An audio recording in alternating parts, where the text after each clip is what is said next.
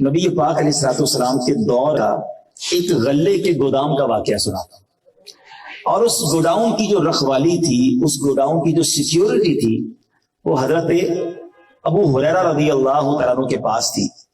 حضرت ابو ہریرہ خود فرماتے ہیں کہ مجھے مسلمانوں کے جو غلہ تھا یا مسلمانوں کا جو مال تھا، اس کی حفاظت کی ذمہ داری سرور کائنات علیہ الصلوۃ والسلام نے دی تھی، اور آقا علیہ الصلوۃ والسلام نے فرمایا تھا کہ ابو ہریرہ تم نے اس کی حفاظت کرنی ہے۔ تو اب آپ کہتے ہیں کہ میں رات کو حفاظت کر رہا تھا کہ میں نے دیکھا کہ ایک چور آیا اور غلے میں سے کچھ چوری کرنے لگا اور اپنی بوری اپنا تھیلا بھرنے لگا۔ میں نے اس کو پکڑ لیا، ریڈ ہینڈ پکڑ لیا چوری کرتے ہوئے، اور کہا میں تمہیں نبی پاک کی بارگاہ میں بھیجوں گا، یہ تو مسلمانوں کا زکوٰۃ کا مال ہے۔ تو اب وہ جو چور تھا نا، وہ بڑی ریکویسٹ کرنے لگا، رونے لگا، گر گرانے لگا، غریب آدمی ہوں، میرے بچے ہیں، مجھے معاف کر دو، آئندہ چوری نہیں کرتا۔ حضرت ابو ہریرہ کہتے ہیں مجھے تھوڑا سا ترس آ گیا کہ بڑا سا اس سے چہرہ بنایا، بڑی منتیں کی۔ صبح بارگاہ رسالت میں پہنچا، اس سے پہلے کہ میں کچھ عرض کرتا، پیارے آقا مدینے والے مصطفیٰ صلی اللہ تعالی علیہ وسلم نے فرمایا اے ابو ہریرہ تمہارے رات والے چور کا کیا ہوا؟ ہائے ہائے، غیب کی خبریں دیکھو میرے آقا کیسے دیا کرتے۔ فرماتے اے ابو ہریرہ تمہارے رات والے چور کا کیا ہوا؟ اچھا یہ میں کوئی اور حدیث نہیں سنا رہا، صحیح بخاری کی حدیث سنا رہا ہوں۔ لوگ کہتے ہیں ریفرنس کے ساتھ بات کیا کرو، آج بخاری کی حدیث سنا رہا ہوں۔ تو کہتے حضور وہ آیا تو تھا لیکن وہ بڑا جو ہے وہ پریشان تھا، رو رہا تھا، اپنے بچوں کی بات کر رہا تھا، میں نے چھوڑ دیا۔ میں حدیث کا خلاصہ پیش کر رہا ہوں۔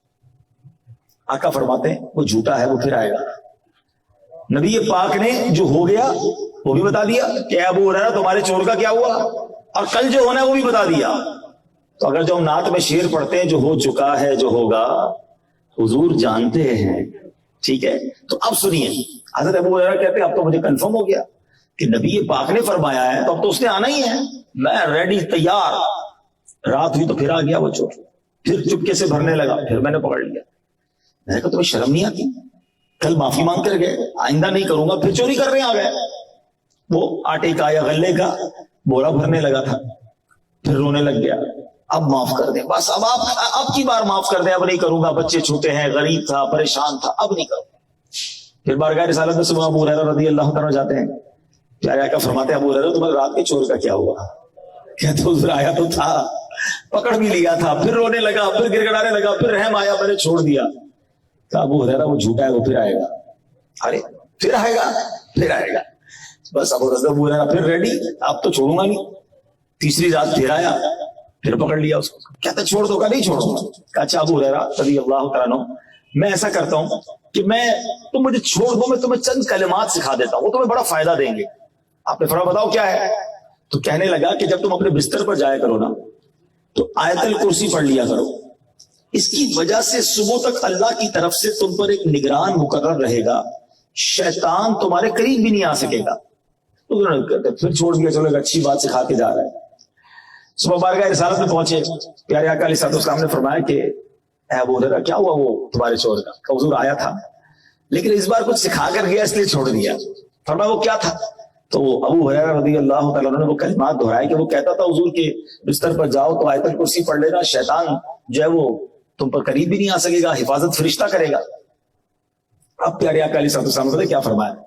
کہ اے ابو ہریرہ اس نے بات سچی کہی ہے مگر وہ ہے بڑا جھوٹا، کیونکہ وہ 3 راتوں سے تمہارے پاس آنے والا شخص کوئی اور نہیں، وہ خود شیطان تھا، شیطان آ رہا تھا۔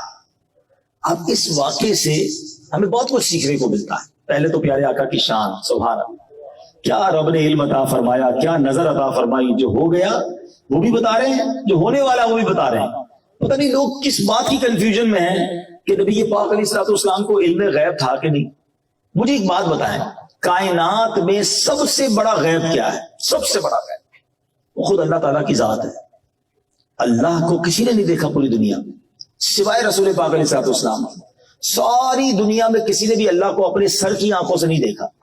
معراج کی رات رب عز و جل نے اپنے حبیب کو اپنا جلوہ دکھایا، ایسا ہی ہے نا؟ تو جب اللہ نے اپنا آپ ہی دکھا دیا تو پھر اور کیا چھپانا ہے؟ پھر کون سا غیب باقی بچ جاتا ہے؟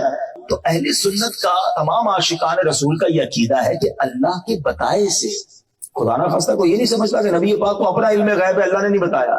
جو رب نے بتایا اور جتنا بتایا اتنا ہمارے آقا کے پاس علم ہے. تو اس میں تو کوئی ٹینشن نہیں ہونی چاہیے کہ اللہ جسے چاہے جو عطا فرمائے.